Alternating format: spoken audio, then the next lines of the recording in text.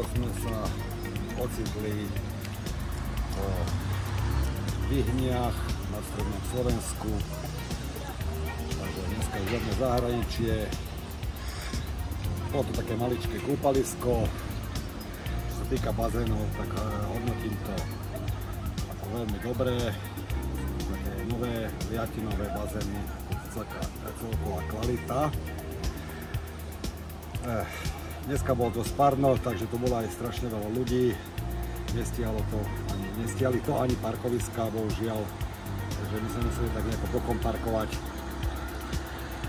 To je taká prvá slabina, ale to tak nejako nevyčítam tomuto kúpalisku. Horšie už sú veci, ktoré budem vyčítať teraz.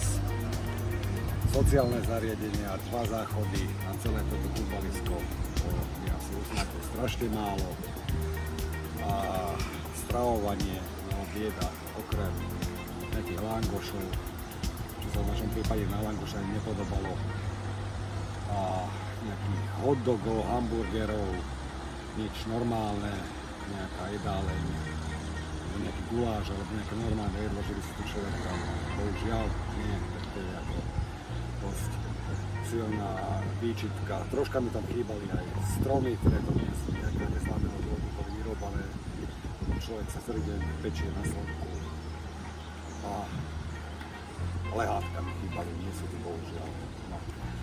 Ale cena, hoci bola vypísaná, že 10 € na celodenná vstupenka pre dospelého stalo 14, takže to tiež nejaká troška taká neserióznosť. Za tú cenu, no troška viac by som čakal.